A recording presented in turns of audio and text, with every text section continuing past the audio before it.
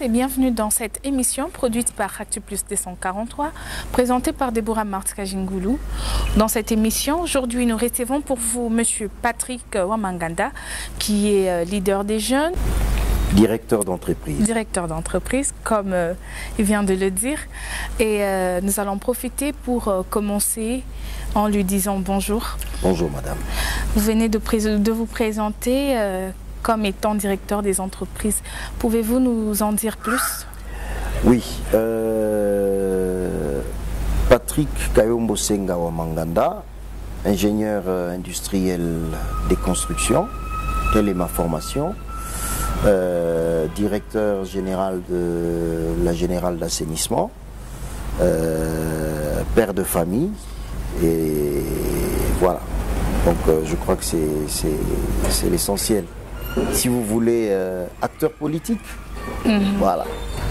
D'accord, merci Monsieur Patrick. Je vous en prie. Dans cette émission, nous allons traiter différents sujets, notamment l'octroi de Jeep aux députés nationaux, le climat dans la province du Lualaba. À part ça, nous allons aussi parler de l'indépendance. Parce qu'on est congolais, on ne peut pas oublier quand même cette fête qui est très importante pour nous. Nous allons commencer par l'octroi de Jeep aux députés nationaux. Monsieur Patrick, quelle est votre lecture par rapport à ça? Trouvez-vous que c'est une corruption ou c'est vraiment un don venant du cœur du chef de l'État? Déjà que nous en discutions avec deux ou trois de mes connaissances, il y a plusieurs versions sur l'octroi des Jeeps. Les uns pensent que c'est un don ou se justifie comme étant un don de la part du président de la République. Les autres pensent que c'est un crédit qu'aurait contracté le bureau de l'Assemblée nationale. Et une autre frange pense que c'est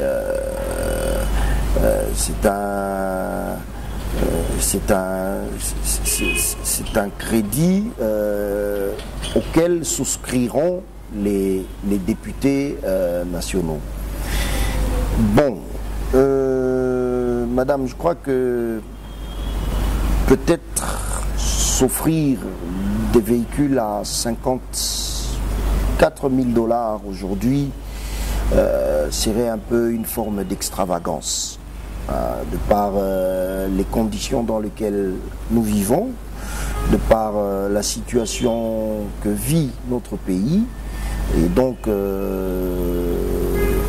on pouvait peut-être essayer de mettre un peu de l'eau dans le vin et offrir, évidemment, un don ou un crédit ou une souscription, une certaine décence, mais pas aller jusqu'à l'extravagance.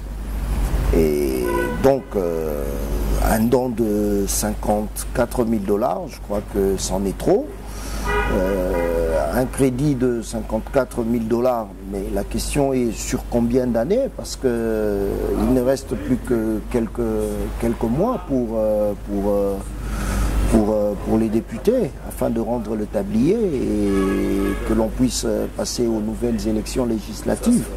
Alors ce crédit-là, va-t-il être remboursé sur combien de temps? Vous comprenez, 50 000 $, est-ce sur 2 ans, sur 3 ans, ou bien il va devoir être ponctionné lorsqu'ils auront leurs émoluments, leur indemnité de sortie? Là aussi est toute la question. Et donc, un don de 54 000 $, je crois que c'en est trop. Un crédit, sur combien de temps? C'est aussi la question. Et une souscription, je crois que chacun connaît suffisamment la profondeur de sa poche.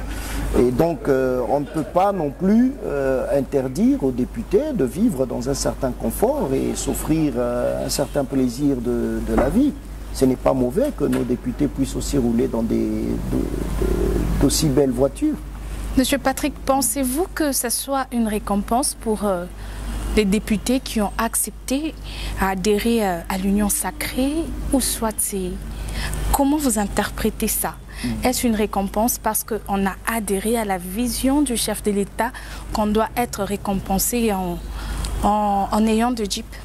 Bon, je crois que le chef de l'État n'est pas non plus un politicien né de la dernière pluie. Hein. Je crois qu'il est suffisamment assez rodé et assez chevronné pour, dans sa façon de faire les choses et dans sa façon d'agir en politique. Je crois qu'il est suffisamment futé. Et donc, dire que c'est une récompense pour avoir eu à adhérer à l'Union sacrée, non, je ne pense pas. Parce que déjà le concept Union sacrée consiste à fédérer tous les enfants de la République démocratique du Congo, tous les compatriotes, à les confédérer dans une certaine vision, laquelle veut faire participer tout le monde à l'effort national. Vous me comprenez, madame? Oui. Laquelle vision veut que tout Congolais, aussi petit qu'il peut être, puisse aussi avoir une pierre d'apport dans l'émergence de notre nation. Monsieur Patrick. Et pour moi la philosophie de l'Union sacrée. Et le fait d'adhérer à l'Union sacrée, je suppose que le chef de l'État doit avoir eu plus à attirer l'attention des acteurs politiques, entre autres les députés, entre autres ceux qui sont aussi dans l'exécutif. Donc il a eu plus à attirer leur attention, à les interpeller, pour que ces derniers ne restent pas trop campés sur peut-être les intérêts personnels, mais plutôt qu'ils puissent donner de leurs compétences, de leurs capacités, de leur potentialité à l'intérêt général de la nation. Et donc, pour avoir eu à adhérer à l'Union sacrée, voici la récompense d'une Jeep. Alors, que dirais-je moi, puisque j'ai aussi accepté justement d'accompagner cette vision, laquelle, j'ose le croire, va devoir apporter quand même un sourire à nos compatriotes. Et donc, l'Union sacrée, comme le disait d'ailleurs, je crois, puisque je vais devoir épingler les paroles du chef de l'État, l'Union sacrée ne concerne, il ne s'agit pas d'un parti politique, il ne s'agit pas non plus d'une plateforme politique. Pour lui, l'Union sacrée, c'est un conglomérat des Congolais consciencieux qui voudront accompagner sa vision, celle de mettre l'homme au centre du développement, celle du peuple d'abord. Et donc, dans ce conglomérat, vous trouvez des sympathisants de l'ancien pouvoir, vous trouvez des sympathisants de Ensemble, vous trouvez aussi des sympathisants du pouvoir actuel. Et donc, pour moi, parce qu'on doit adhérer à l'Union sacrée, et voici la récompense, alors je crois qu'il en donnerait à tous les 100 millions de Congolais. Monsieur Patrick, vous avez dit que si c'était un prêt, 2023, c'est pas loin. Oui. Est-ce que vous ne trouvez pas que c'est une manière de le mettre dans une situation compliquée? Parce qu'il y aura des élections, bien sûr, qui vont se préparer. Alors, une fois coincés, pensez-vous vraiment qu'ils seront en mesure d'oublier ce don?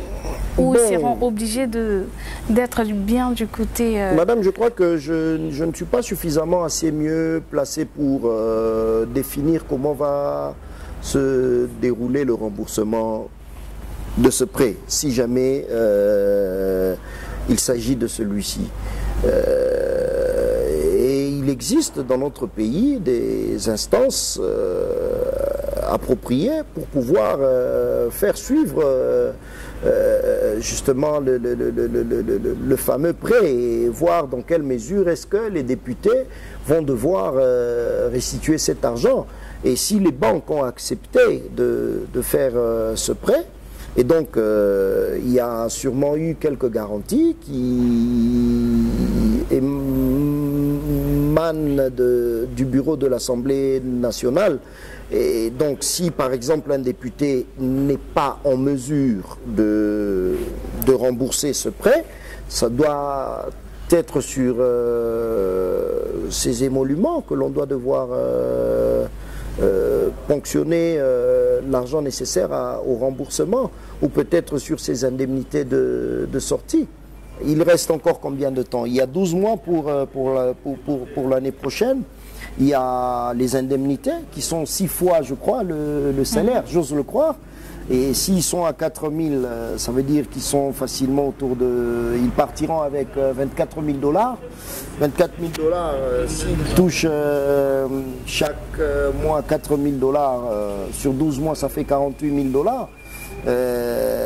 Il reste encore combien de temps déjà? 5 mois pour que l'année prenne fin.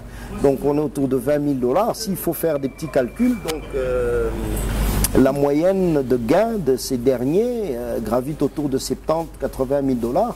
Mais ça va leur permettre s'ils de vont rembourser. devoir accepter de souscrire sur 80 000 $ sur les 2 ans pour 50 000 $ ou 54 000 $ et ne rester qu'avec 30 000 $ pour un seul véhicule, à moins que ces derniers aient d'autres activités extra-parlementaires. Oui, mais sinon, je trouve que on ne peut pas s'offrir une certaine extravagance qui va au-delà de ses moyens propres. Et donc, cadeau, extravagance il y a, crédit, il y a sûrement des institutions qui sont habilitées à pouvoir suivre afin qu'il n'y ait pas détournement de l'argent du contribuable congolais. Voilà. Monsieur Patrick, Oui. vous êtes au Lualaba. Oui, madame. Vous êtes analyste politique. Depuis quelques mois, la province n'est plus la même. Il y a de bruit par-ci par-là. Disons qu'il y a des pétitions qui se font signer. Par-ci par-là. Par-ci par-là. Soyez plus concrète, hein. En tout cas, par-ci par-là, tout le monde en parle sur... Vous faites votre presse sur base des bruits de par-ci par-là, ou bien vous avez des sources sûres? Nous avons des sources, mais nous avons besoin de votre opinion. Ok, je Monsieur suppose Patrick. que vous ne vous basez pas sur des rumeurs. Non, D'accord. parce que ce sont des choses qui se font déjà. Ok. Alors, comment trouvez-vous cette marche ou cette démarche de pétition? Pour vous, en tant qu'analyste politique, comment est-ce que vous définissez ce mouvement? Voilà. Préalablement, pour pouvoir amorcer les démarches d'une pétition, on doit devoir suffisamment être argumenté. On doit suffisamment être outillé, avoir les arguments nécessaires pour pouvoir justement donner corps, donner raison à la démarche d'une pétition. Alors, dans un camp comme dans l'autre, quels sont les arguments que les uns avancent par rapport à leur pétition et quels sont les arguments que les autres avancent aussi par rapport à la leur? Et en écoutant les uns comme les autres, en écoutant les deux parties par rapport à la pétition telle que sollicitée, j'estime que ce n'est pas suffisamment convaincant. Ce n'est pas suffisamment convaincant. Quand on dit par exemple que bon voilà, nous faisons une pétition pour la destitution du gouverneur Mouyej, mais moi je crois que celui qui devrait jouer ce rôle-là, c'est l'Assemblée provinciale, qui est habilitée à pouvoir destituer le gouverneur de par une motion. Mais si l'Assemblée provinciale jusqu'à ce jour ne le fait pas, c'est qu'on n'a rien à reprocher au gouverneur Mouyej. Vous comprenez? Oui, on n'a rien à reprocher au gouverneur Mouyej. Alors il ne faudrait pas que ce soit l'initiative d'un individu, comme ça, il se lève le matin, il dit voilà une pétition. Et puis quand on doit écouter justement les arguments avancés par les pétitionnaires, je sens que ce n'est pas suffisamment mûr, ça ne tient pas debout. Alors, dans l'autre camp, il y a une pétition, je ne sais pas, pour réclamer quoi déjà? Le retour du gouverneur? C'est ça la pétition? Pour réclamer le retour? Il y en a qui disent que vu que le gouverneur est à Kinshasa, oui. apparemment il est destitué, alors on doit non, s'assurer. non, Vraiment, non, oui. non, non, non, non, non, non, non, loin de là, très, très, très loin de là. Alors qu'est-ce que vous en dites? Mais justement, je ne connais pas vraiment le contenu des raisons de la deuxième pétition. Et pourquoi il est à Kinshasa? Pourquoi le gouverneur est à Kinshasa? Vous me posez à moi cette question? Bon, je ne suis pas porte-parole du gouverneur. Je crois que c'est quand même... ça m'inquiète aussi. Ou peut-être ça me donne suffisamment matière à réflexion parce que ça fait plus ou moins 6 mois. Mais à ce que je sache, depuis que le gouverneur est parti, il n'y a jamais eu de communication directe de par son bureau ou de par son cabinet. Tout ce que nous savons, c'est que le gouverneur était parti en mission à Kinshasa au mois de décembre 2020 et qu'arrivé à Kinshasa, il est tombé malade, il devait aller se faire soigner et voilà qu'il a fait... il est parti au mois de janvier, au mois de décembre en Afrique du Sud. Voilà. Et puis il est rentré à Kinshasa fin mars. N'est-ce pas? Et donc, je crois que mars, avril, mai, juin, je crois que il est en train de, et pendant l'absence du gouverneur. Non, il est en train de poursuivre le travail pour lequel il était allé à Kinshasa. C'est la lecture que moi je dois devoir faire. Et pendant son absence, qui est à la tête?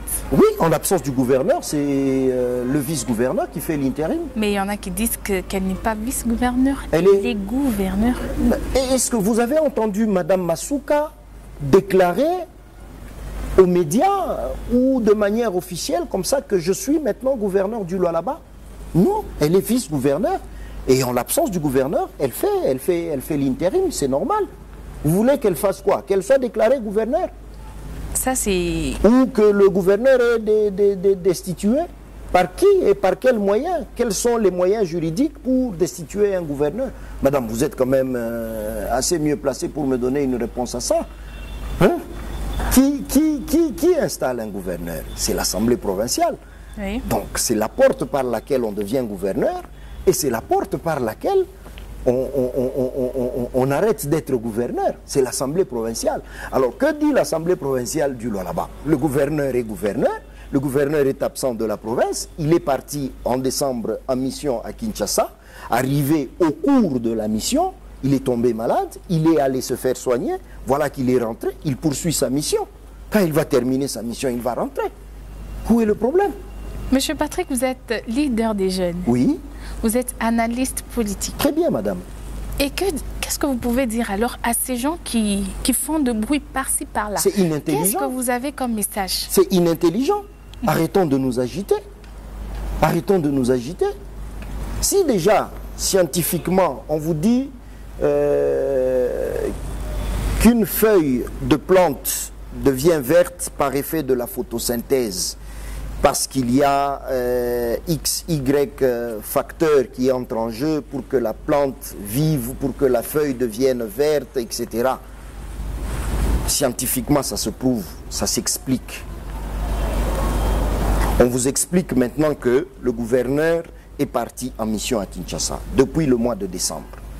Il arrive à Kinshasa en pleine mission. Sa santé lui joue peut-être un mauvais tour. Il doit aller se faire soigner. N'est-ce pas? Il va se faire soigner. Et puis, voilà qu'il a fini de se faire soigner. Il est rentré à Kinshasa où il a interrompu sa mission. Et aujourd'hui, il poursuit sa mission à Kinshasa. Bon, pendant que monsieur n'est pas là, pendant que le chef n'est pas là, qui reste assurer la poursuite ou peut-être le suivi des activités de l'exécutif au niveau provincial? C'est son adjoint, qui est madame le vice-gouverneur. Est-ce que, je vous pose maintenant la question, à tous les jeunes du Lualaba, du nord comme au sud, de l'est comme de l'ouest, qui a entendu madame le vice-gouverneur passer sur les médias ou faire une déclaration selon laquelle, voilà, il faut oublier le gouverneur Mouyej, c'est moi qui suis devenu maintenant l'actuel gouverneur. Jusqu'à preuve du contraire, sur tous les documents officiels qui viennent du gouvernorat et qui portent la signature de Madame Masuka, il est écrit vice-gouverneur de province ou gouverneur ad interim. Administrativement parlant, c'est tout à fait normal. Nous attendons que le chef finisse sa mission de Kinshasa et qu'il rentre en province pour poursuivre le travail. Le travail initié depuis 2019. Depuis après les élections de 2018. Depuis qu'il a été installé comme gouverneur par l'Assemblée provinciale. Bon, en dehors de ces deux théories-là, c'est maintenant le gouverneur Mouyej qui est passé aux écrans pour dire, voilà, je ne suis plus gouverneur, faites une pétition. Et non, moi qui vous parle, il n'y a pas longtemps que j'ai fait une adresse au président de la République, bon, juste pour lui dire que la mission du gouverneur a un petit peu traîné, si on pouvait le libérer pour qu'il rentre. Monsieur Patrick, Madame. Quittant la province du Lualaba. Ok. La RDC a différentes fêtes importantes où le 30 juin, nous célébrons l'indépendance de la RDC. Oui. Et cette année, ça sera 61 ans. Quand on parle de 61 ans, on voit déjà un grand-père avec de petits-fils. Maintenant, depuis que la RDC a accédé à son indépendance. À sa souveraineté. À sa souveraineté, merci. Qu'est-ce que vous avez remarqué depuis 1960 jusqu'en 2021? Comment trouvez-vous la politique? Elle reste la même ou il y a quelque part où on a changé les choses? Madame, c'est ici pour moi une occasion de saluer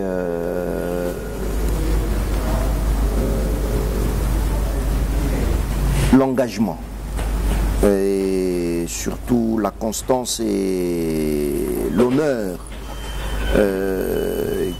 qui revient au président honoraire, Joseph Kabila Kabange, qui avait pratiquement pris le pouvoir dans des circonstances que nous connaissons tous, et le pays était pratiquement en lambeaux, n'est-ce pas? Nous venions d'une dictature qui avait pris fin en 97, et lorsque Mouzé avait révolutionné un peu le peuple, malheureusement sa politique n'était pas trop en faveur des ennemis de la RDC. C'est comme ça que Mouzé a été éliminé, et il y a eu toute cette série de guerres pendant lesquelles le président Kabila a pris le pouvoir jusqu'à nous emmener 3 fois aux élections. De 60 à 2018, 3 fois les élections. Y a-t-il une avancée ou bien nous n'avons pas grandi? Ça, c'est la première question. Et puis, curieusement, 3 fois aux élections, il y a eu une alternance pacifique et civilisée de pouvoir. Un président sortant et un président entrant en République démocratique du Congo. De toute l'histoire de la RDC, c'est la première fois que nous avons vécu ça. 61 ans, donc il y a suffisamment de maturité, n'est-ce pas? Et le président actuel, il a pris le pouvoir tout en prêtant serment. Moi, Félix Antoine Tshisekedi Tshilombo, je jure, etc., etc. C'est un engagement qu'il a pris. Nous attendons 2023 pour évaluer, faire le bilan de l'engagement du président Félix Tshisekedi. Cet engagement a-t-il été satisfaisant ou bien faudra-t-il lui donner encore du temps? C'est là qu'il y a la possibilité de lui donner de lui donner un deuxième mandat si jamais il est candidat pour à sa propre succession, n'est-ce pas? Oui. Et si nous estimons que les promesses ou l'engagement qu'il avait pris en 2018, en 2023, c'est satisfaisant et qu'on n'a pas besoin de lui, le peuple va juger. S'il estime que non, le président a fait déjà une bonne envolée, l'élan est assez bon, mais il n'a pas suffisamment eu de temps pour concrétiser certains paramètres. Il faudra lui donner encore quelques 5 ans pour que tout soit concret. Au peuple de décider, le peuple qui est souverain. Vous comprenez? Alors, 2021, 61 ans, je trouve qu'il y a suffisamment maturité. Mais pour moi ici, c'est une occasion maintenant d'interpeller la classe politique, surtout celle de Kinshasa, surtout celle du Lualaba et des autres provinces. Il ne faudrait pas toujours être souverainiste, suprématiste, quand on est chef de l'État, et donc tout et tout seulement ne passe que par moi. Vous voyez, c'est quand même assez ridicule quand on suit certains propos de certains hommes ou acteurs politiques de notre pays. Même quand on doit venir planter un arbre, c'est toujours dans la vision où c'est toujours le chef de l'État qui doit avoir décidé de la plantation de cet arbre-là. Même quand quelqu'un doit devoir éternuer, toujours dans le cadre de la vision du chef de l'État. Vous comprenez? Alors qu'il est chef de l'État avec des prérogatives qui lui sont nationales. Ça veut dire que ça concerne le Congo, ça concerne les 2 345 000 km² de périmètre.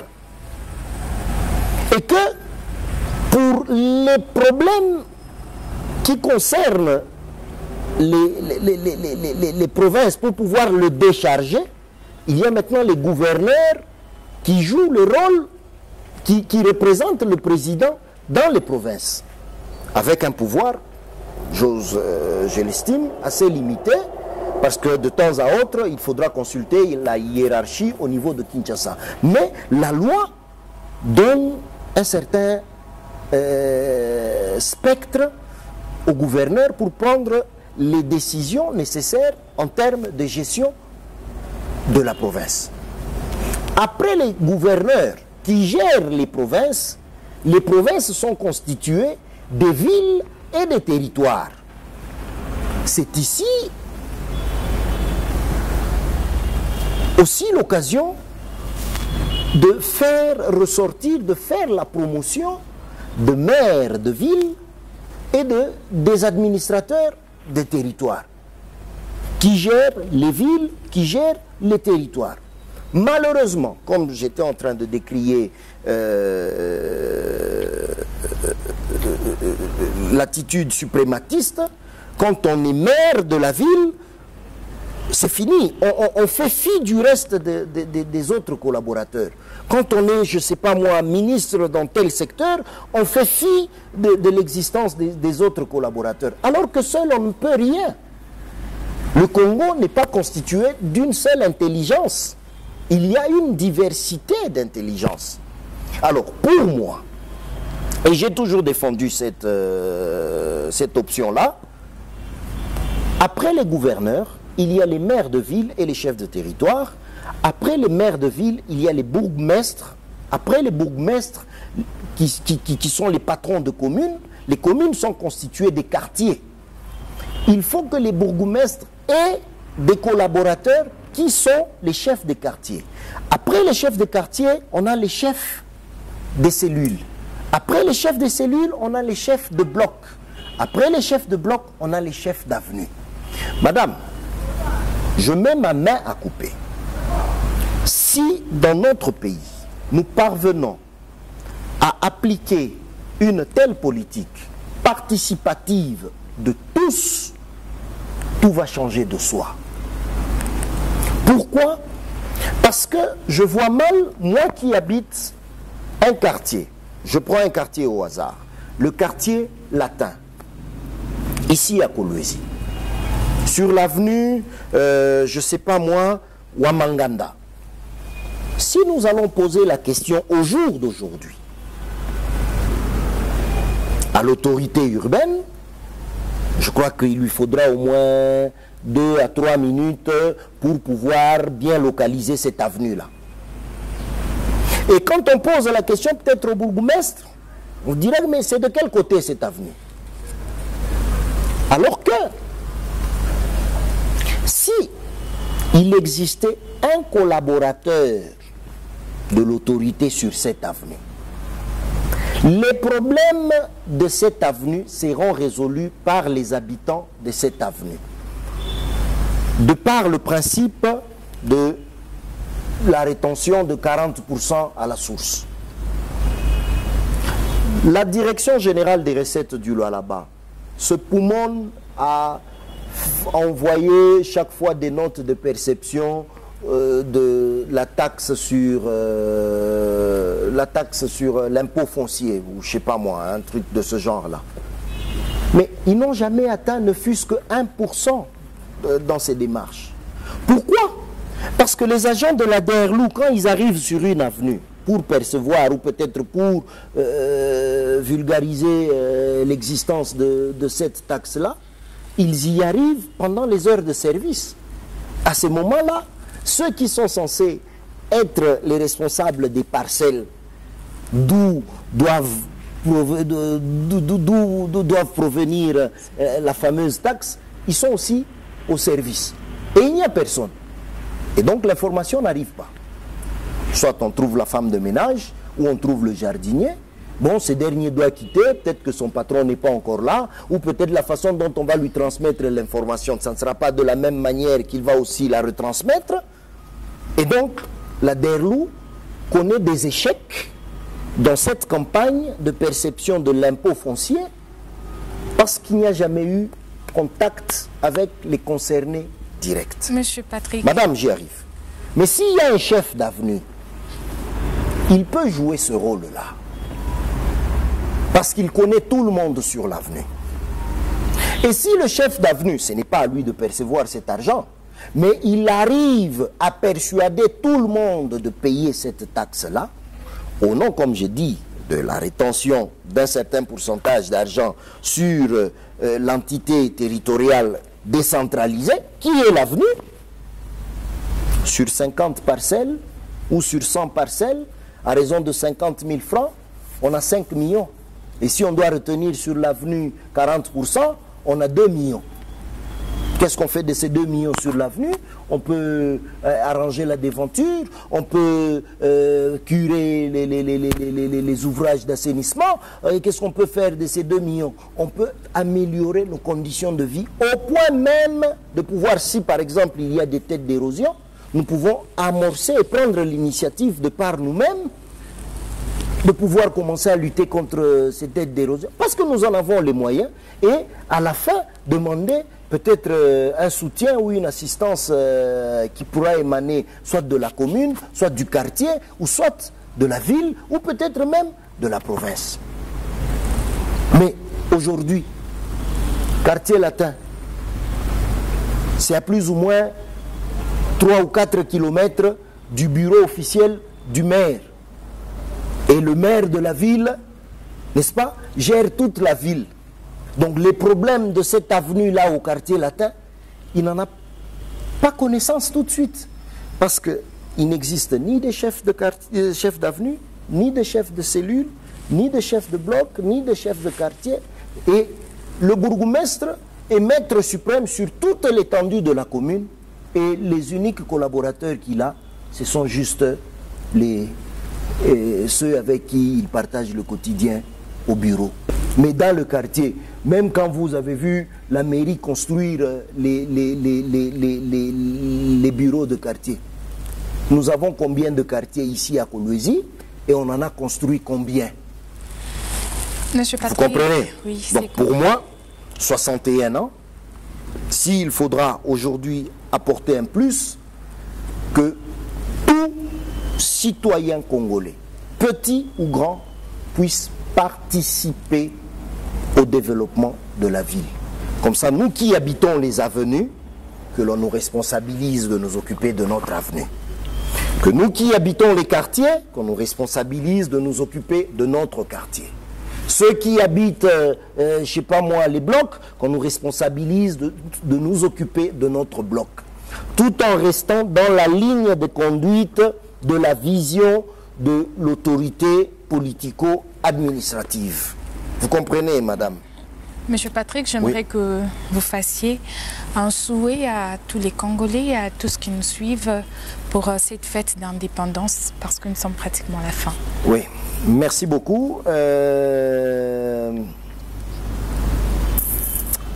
Chers compatriotes, bonne fête de l'indépendance. Aujourd'hui, notre pays va devoir célébrer 61 ans de son accession à la souveraineté internationale.